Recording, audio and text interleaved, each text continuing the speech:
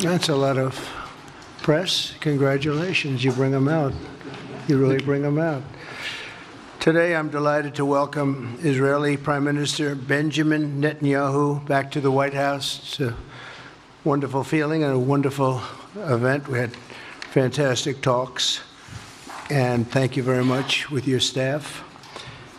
He's the first foreign head of state to visit during our administration, and Bibi, I want to say it's an honor to have you with us. Over the past 4 years, the U.S. and the Israeli alliance has been tested more than any time in history. But the bonds of friendship and affection between the American and Israeli people have endured for generations, and they are absolutely unbreakable. They are unbreakable. I'm confident that under our leadership, the cherished alliance between our two countries will soon be stronger than ever. We had a great relationship. We had great victories together 4 years ago. Not so many victories over the past 4 years, however. In my first term, Prime Minister and I forged a tremendously successful partnership that brought peace and stability to the Middle East like it hadn't seen in decades. Together, we defeated ISIS. We ended the disastrous Iran nuclear deal, one of the worst deals ever made, by the way, and imposed the toughest ever sanctions on the Iranian regime. We starved Hamas and Iran's other terrorist proxies, and we starved them like they had never seen before. Resources and support disappeared for them. I recognized Israel's capital, opened the American embassy in Jerusalem, and got it built, by the way. Built it too, just not only designated it, but got it built at a price that nobody's seen for 40 years. We got it built, it's beautiful, all Jerusalem stone, right from nearby, and it's something that's very special. And recognized Israeli sovereignty over the Golan Heights, something that they talked about for 70 years, and they weren't able to get it, and I got it. And with the historic Abraham Accord, something that was really an achievement that was, I think, going to become more and more important because we achieved the most significant Middle East peace agreements in half a century, but the Abraham Accords in particular, and I really believe that many countries will soon be joining this amazing peace and economic development transaction. It really is a big economic development transaction. I think we're going to have a lot of people signing up very quickly. Unfortunately, for 4 years, nobody signed up. Nobody did anything for 4 years except in the negative. Unfortunately, the weakness and incompetence of those years, those past 4 years, the grave damage around the globe that was done, including in the Middle East, grave damage all over the globe. The horrors of October 7th would never have happened if I were president. The Ukraine and Russia disaster would never have happened if I were president. Over the past 16 months, Israel has endured a sustained, aggressive, and murderous assault on every front, but they fought back bravely. You see that, and you know that. What we have witnessed is an all-out attack on the very existence of a Jewish state in the Jewish homeland. The Israelis have stood strong and united in the face of an enemy that has kidnapped, tortured, raped, and slaughtered innocent men, women, children, and even little babies. I want to salute the Israeli people for meeting this trial with courage and determination and unflinching resolve. They have been strong. In our meetings today, the Prime Minister and I focused on the future, discussing how we can work together to ensure Hamas is eliminated and ultimately restore peace to a very troubled region. It's been troubled, but what's happened in the last 4 years has not been good. I want to thank Prime Minister Netanyahu for working closely with my transition team, the Special Envoy Steve Witkoff, who's here somewhere. Steve? Stand up, Steve, please. What a job you've done. What a good job you've done. Proud of you. Done a fantastic job. National Security Advisor Mike Waltz. Thank you, Mike, for working so well with us. Thank you. We have, in addition, Marco Rubio, who is on the phone right now, listening to every single word that we say, and he's going to be great. And Pete, congratulations. And Scott, congratulations. I see you're here.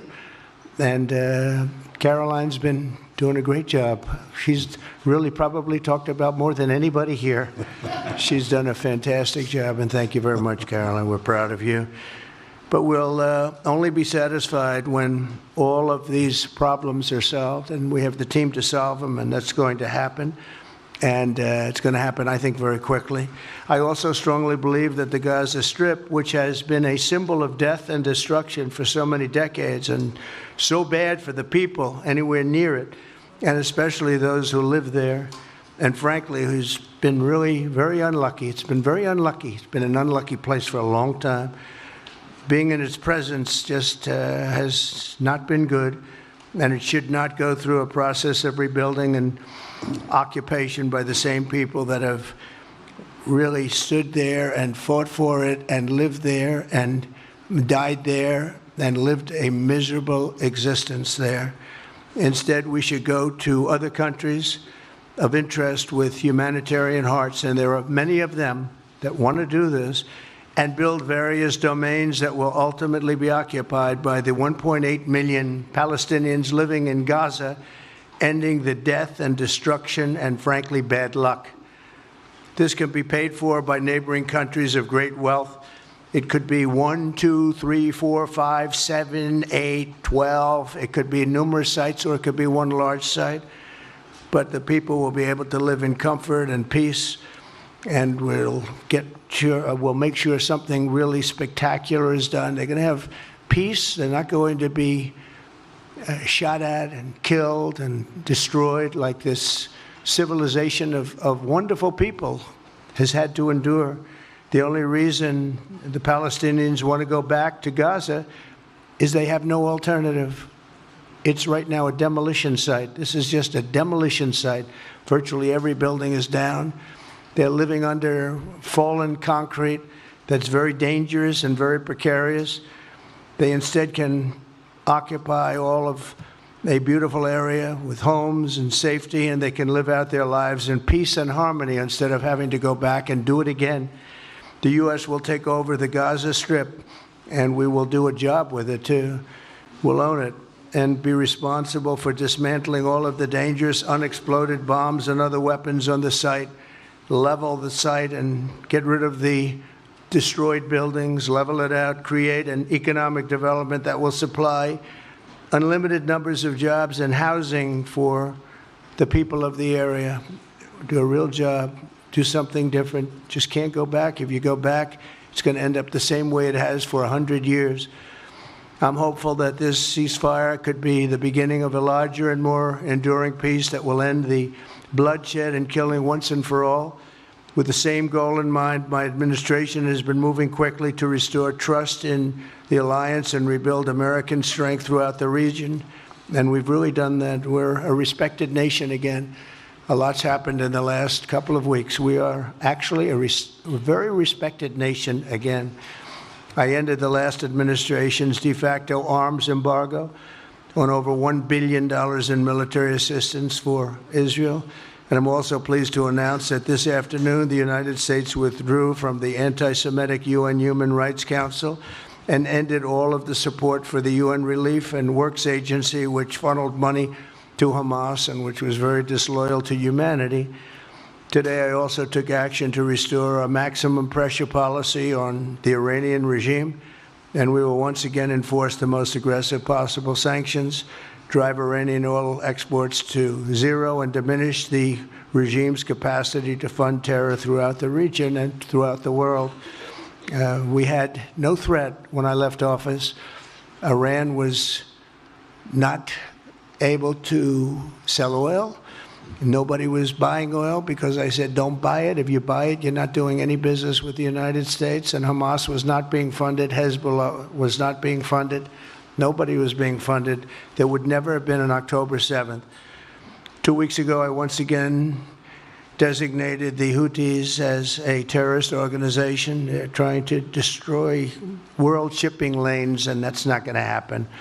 And over the weekend, I ordered airstrikes against senior ISIS leaders hiding in the caves of Somalia and took them out. Here in America, we've begun the process of deporting foreign terrorists, jihadists, and Hamas sympathizers from our soil, just as we have people that are extremely evil, and we're sending them out of our country. They came from jails. They came from mental institutions and insane asylums, and they were dumped into our country. They're gang members. We're getting them out at numbers that nobody can actually believe. And every single country is taking those people back. They said they would never take them back, and they're all taking them back, and they're taking them back very gladly. And I recently signed an executive order combating the vile wave of anti-Semitism that we've seen in the aftermath of the October 7th attacks.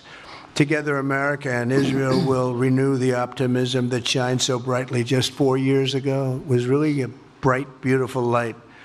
We will restore calm and stability to the region and expand prosperity, opportunity, and hope to our nations and for all people of the Middle East, including the Arab and Muslim nations. Very important. We want the Arab and Muslim nations to have peace and have tranquility and have great lives.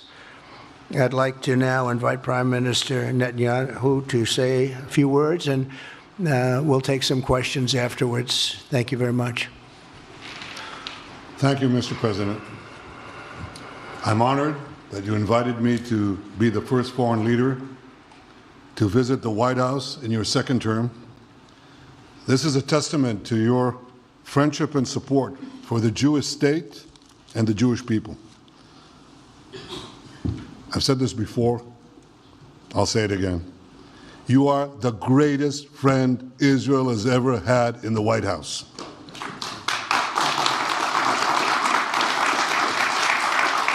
And that's why the people of Israel have such enormous respect for you. In your first term, you recognized Jerusalem as Israel's capital. You moved the American embassy there. You recognized Israel's sovereignty over the Golan Heights.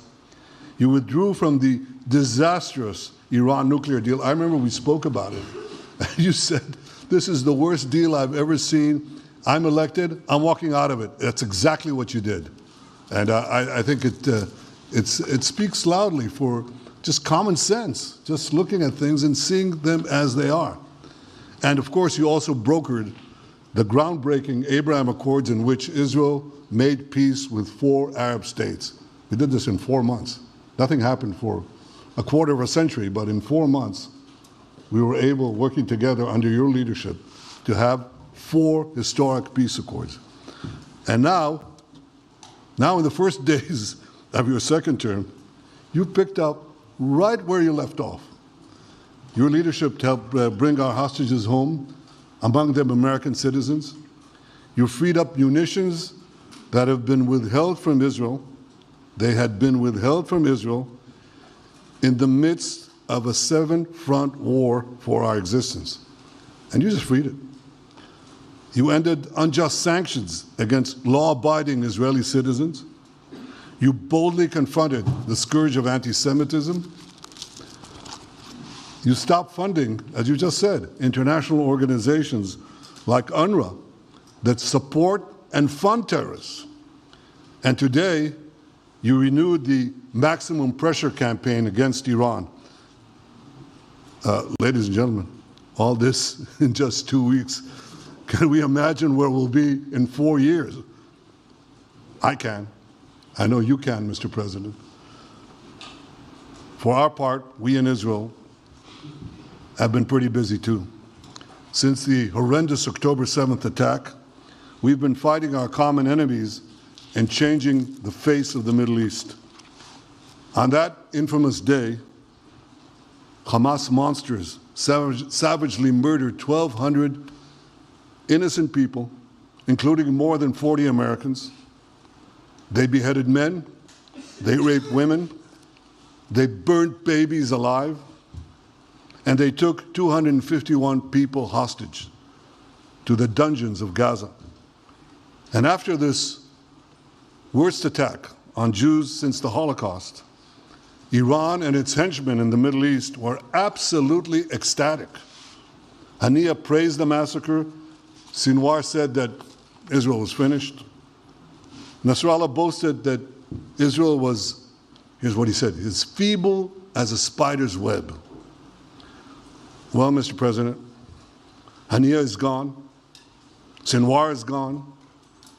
Nasrallah is gone. We've devastated Hamas. We decimated Hezbollah. We destroyed Assad's remaining armaments. And we crippled Iran's air defenses. And in doing this, we've defeated some of America's worst enemies.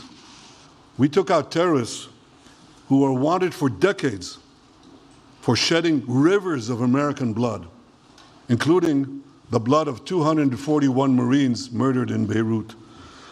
We accomplished all this with the indomitable spirit of our people and the boundless courage of our soldiers. The Bible says that the people of Israel shall rise like lions, and boy did we rise. Today, the roar of the Lion of Judah is heard loudly throughout the Middle East. Israel has never been stronger, and the Iran terror axis has never been weaker. But as we discussed, Mr. President, to secure our future and bring peace to our region, we have to finish the job. In Gaza, Israel has 3 goals: destroy Hamas's military and governing capabilities, secure the release of all of our hostages, and ensure that Gaza never again poses a threat to Israel. I believe, Mr. President, that your willingness to puncture conventional thinking that has failed time and time and time again, your willingness to think outside the box with fresh ideas will help us achieve all these goals. And I've seen you do this many times. You cut to the chase. You see things others refuse to see. You say things others refuse to say. And after the jaws drop, people scratch their heads and they say, you know, he's right. And this is the kind of thinking that enabled us to bring the Abraham Accords. This is the kind of thinking that will reshape the Middle East and bring peace. We also see eye to eye on Iran. That's the same Iran that tried to kill us both. They tried to kill you, Mr. President. They tried through their proxies to kill me. And we're both committed to rolling back Iran's aggression in the region and ensuring that Iran never develops a nuclear weapon. Mr. President, ladies and gentlemen, Israel will end the war by winning the war. Israel's victory will be America's victory. We will not only win the war, working together, we will win the peace. With your leadership, Mr. President, and our partnership, I believe that we will forge a brilliant future for our region and bring our great alliance to even greater heights. Thank you. Thank you very much, baby. Very nice. Thank you. And J.D. Vance, everybody. J.D., please, Vice President, stand up. He's been doing a good job. He's been working very hard on all things, but this in particular. We'll take some questions, please. Yes, ma'am. Go ahead, please. Go ahead. Yeah, go ahead. Mr. President, can a normalization deal with Saudi Arabia be achieved without the acknowledgement of a Palestinian state? That question for you too, Mr. Prime Minister. And Mr. President, given what you've said about Gaza, did the U.S. send troops to help secure the security vacuum? So Saudi Arabia is going to be very helpful, and they have been very helpful. They want peace in the Middle East. It's very simple. We know their leader and their leaders very well. They're wonderful people, and they want peace in the Middle East. As far as Gaza is concerned, we'll do what is necessary. If it's necessary, we'll do that. We're going to take over that peace, and we're going to develop it, create thousands and thousands of jobs, and it'll be something that the entire Middle East can be very proud of. But everybody feels that continuing the same process that's gone on forever, over and over again, and then it starts, and then the killing starts, and all of the other problems start, and you end up in the same place, and we don't want to see that happen. So by the United States, with its stability and strength, owning it, especially the strength that we're developing and developed over the last fairly short period of time, I would say really since the election, I think we'll be a keeper of something that is very, very strong, very powerful, and very, very good for the area, not just for Israel, for the entire Middle East. Very important. And we'll, again, have thousands of jobs, and there'll be jobs for everyone, not for a specific group of people, but for everybody. Okay, please. I think peace between Israel and Saudi Arabia is not only feasible, I think it's going to happen. I think if we had another half a year in your first term, it would have already happened. True. Many more, I agree, many more nations. I think you can't prejudge and pre-guess how we'll achieve it, but I'm committed to achieving it. And I know the President is committed to achieving it, and I think the Saudi leadership is interested to achieve it. So we'll give it a good shot, and I think we'll succeed. Yeah, please, go ahead. First of all, President Trump, did you hear from Prime Minister Netanyahu at your meeting guarantees that ceasefire will hold, including phase 2? And Prime Minister Netanyahu, question to you, why are you refusing to set up a national commission to investigate failures of the process? Well, I can't tell you whether or not the ceasefire will hold. We've done, I think, a very masterful job. We weren't helped very much by the Biden administration, I can tell you that. But we've gotten quite a few hostages out. We're going to get more out. But we're dealing with very complex people. And we are going to see whether or not it holds. We certainly want to have more come out. They've come out damaged in many ways, very damaged people. But they're going to get better, and they're going to be strong, and they're going to have a good life. And we hope to get as many as possible out. Whether or not it holds, I don't know. We hope it holds. We hope it holds. I think that at the appropriate time, which I think will enable us to really investigate what happens, what were the causes of the failures, by an independent commission that will be accepted by the majority of the people. We don't want it accepted by one half of the people and not the other. I think we should have it, and we should find out exactly what happened. I'm insisting on it. And believe me, it'll surprise a lot of people when it happens. Kelly, go ahead. You are outlining something that is really quite striking tonight. You are talking about... Thank you, Mr. President, Mr. Prime Minister. You are talking tonight about the United States taking over a sovereign territory. What authority would allow you to do that? Are you talking about a permanent occupation there, redevelopment? And Mr. Prime Minister, do you see this idea as a way to expand the boundaries of Israel and to have a longer peace, even though the Israeli people know how important that land is to you and your citizens, just as the space is inherited by the Palestinians as well? I do see a long-term ownership position, and I see it bringing great stability to that part of the Middle East and maybe the entire Middle East. And everybody I've spoken to, this was not a decision made lightly. Everybody I've spoken to loves the idea of the United States owning that piece of land, developing and creating thousands of jobs with something that will be magnificent in a really magnificent area that nobody would know. Nobody can look because all they see is death and destruction and rubble and demolished buildings falling all over. It's just a terrible sight. I've studied it. I've studied this very closely over a lot of months, and I've seen it from every different angle. And it's a very, very dangerous place to be, and it's only going to get worse. And I think this is an idea that's gotten tremendous, and I'm talking about from the highest level of leadership, gotten tremendous praise. And if the United States can help to bring stability and peace in the Middle East, we'll do that. Bibi? I mentioned again tonight our three goals. And the third goal is to make sure that Gaza never poses a threat to Israel again. President Trump is taking it to a much higher level. He sees a different future for that piece of land that has been the focus of so much terrorism, so many attacks against us, so many trials and so many tribulations. He has a different idea. And I think it's worth paying attention to this. We're talking about it. He's exploring it with his people, with his staff.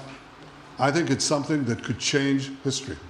And it's worthwhile really pursuing this avenue. Yeah, please, go ahead. Go ahead. Right. Question for you. Can you hear me? Yeah.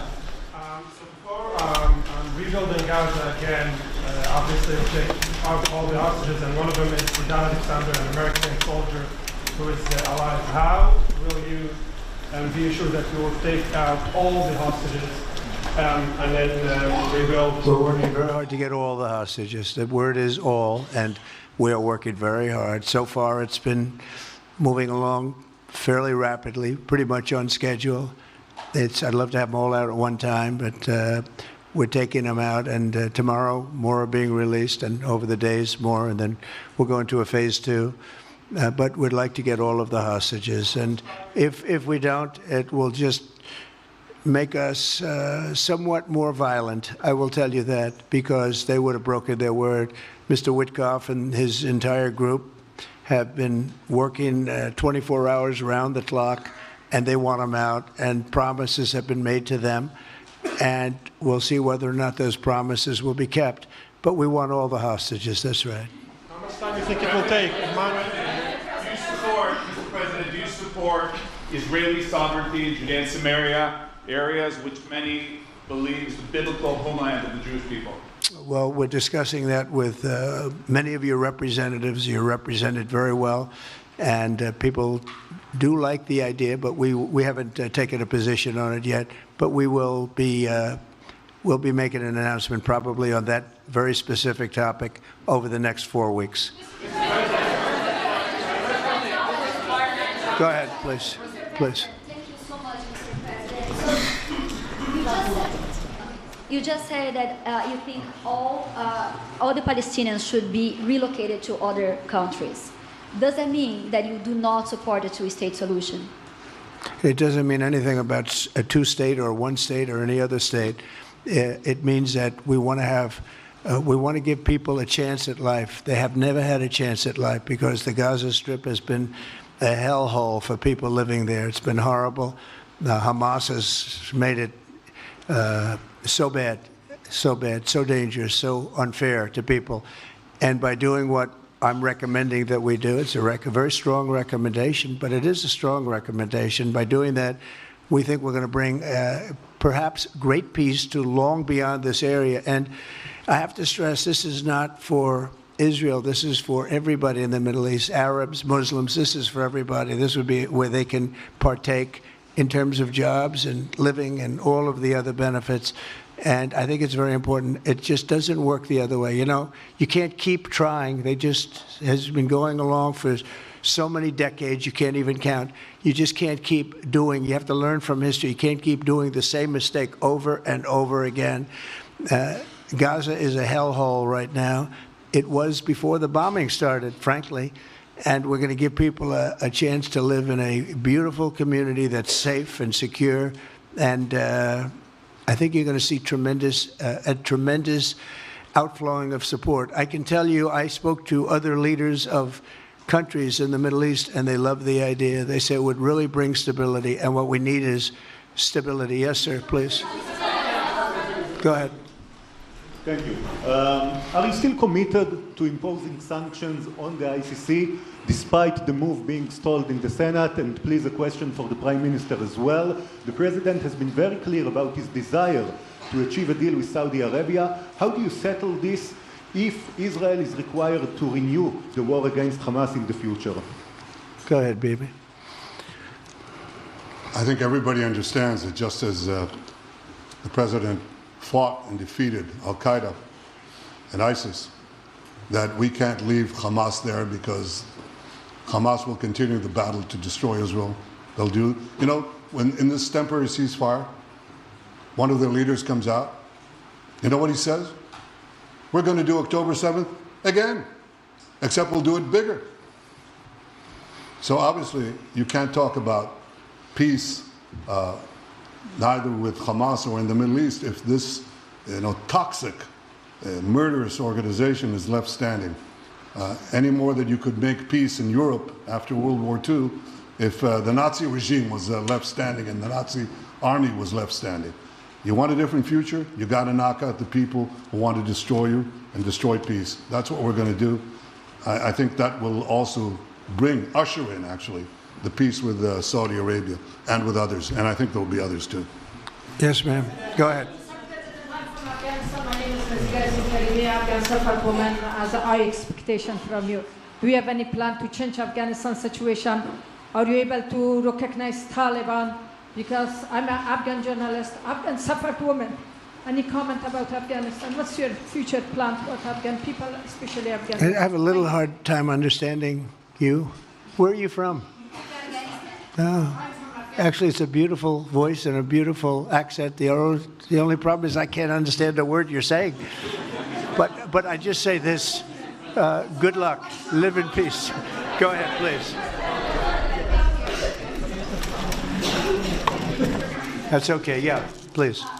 Prime Minister, you said earlier today that it was tough for you to implement these sanctions on Iran, but you did indicate that you were willing to negotiate with them. What would that look like, and are you in conversations with them? And the same for the Prime Minister, sir. I hated doing it.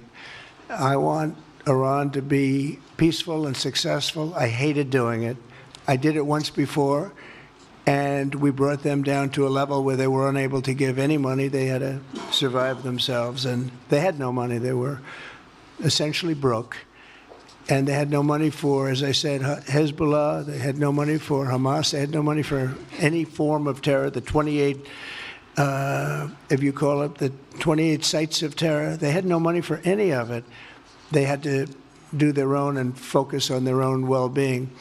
And I hated to do it then, and I hate to do it just as much now. And I say this, and I say this to Iran, who's listening very intently.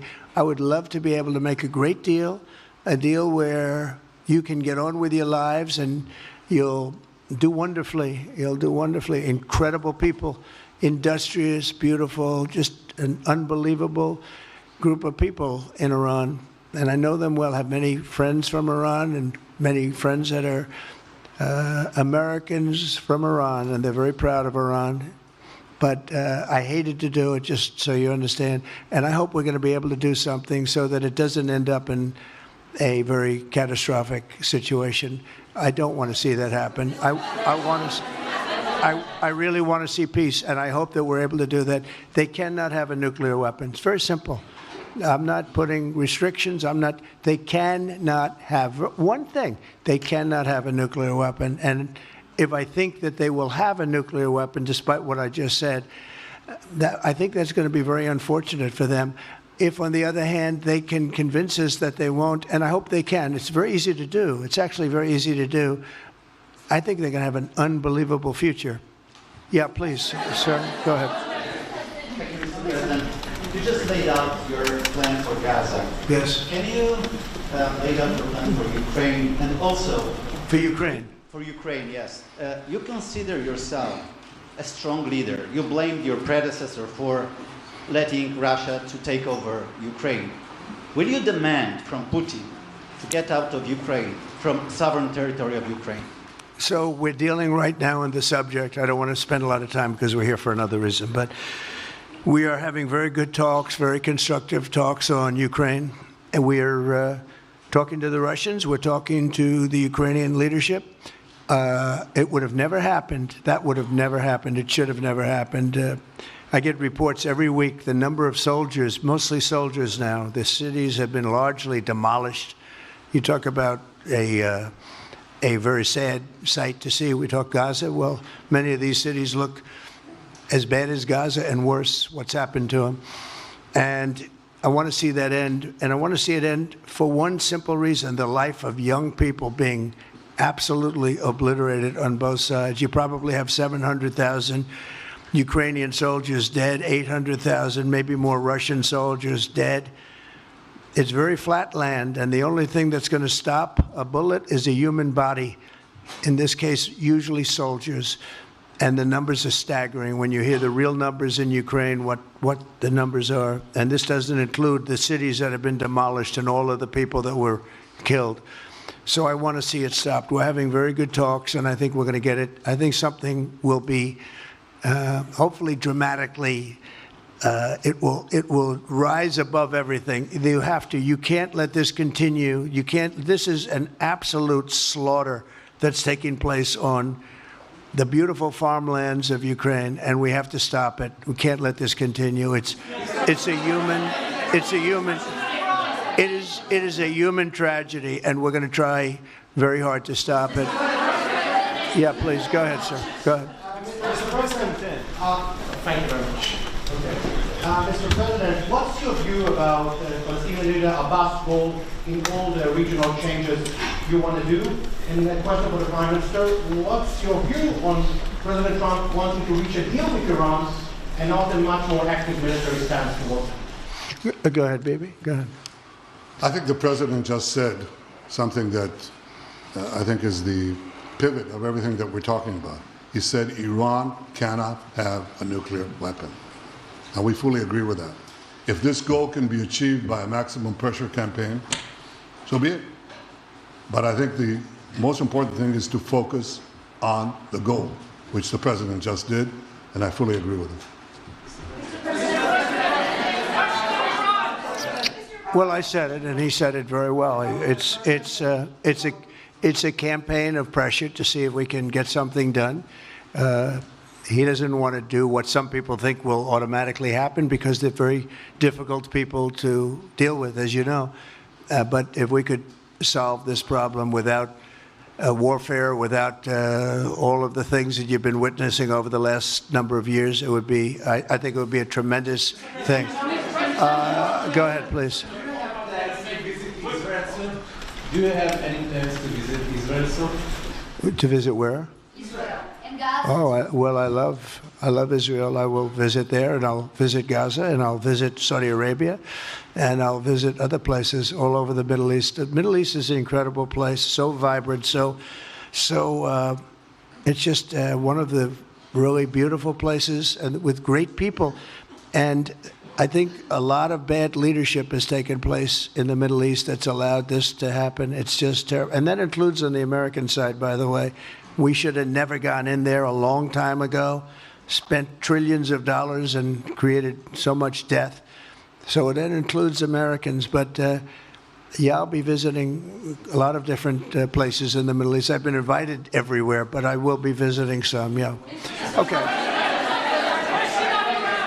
Let's go. Caitlin, go ahead. Caitlin. Thank you so much, President Trump. Caitlin, just to go follow ahead. up on what you were saying there. Say it. Go ahead, please. Just to follow up on what you were saying about the Gazans leaving Gaza, going to other countries. One, where exactly are you suggesting that they should go? And two, are you saying they should return after it's rebuilt? And if not, who do you envision living there? I envision a world, people living there, the world's people. I think you'll make that into an international, unbelievable place. I think the potential in the Gaza Strip is unbelievable. And I think the entire world, representatives from all over the world will be there, and they'll live there. Palestinians also. Palestinians will live there. Many people will live there. But they've tried the other, and they've tried it for decades and decades and decades. It's not going to work. It didn't work. It will never work. And you have to learn from history. History has, you just can't let it keep repeating itself. We have an opportunity to do something that could be phenomenal. And I don't want to be cute. I don't want to be a wise guy, but the Riviera of the Middle East, this could be something that could be so bad. This could be so magnificent. But more importantly than that is the people that have been absolutely destroyed that live there now can live in peace in a much better situation because they're living in hell. And those people will now be able to live in peace. We'll make sure that it's done world class. It'll be wonderful for the people. Palestinians mostly we're talking about. And I have a feeling that despite them saying no, I have a feeling that the king in Jordan and that the general president, but that the general in Egypt will open their hearts and will give us the kind of land that we need to get this done. And people can live in harmony and in peace. Thank you all very much. Thank you. Thank you very much. Thank you.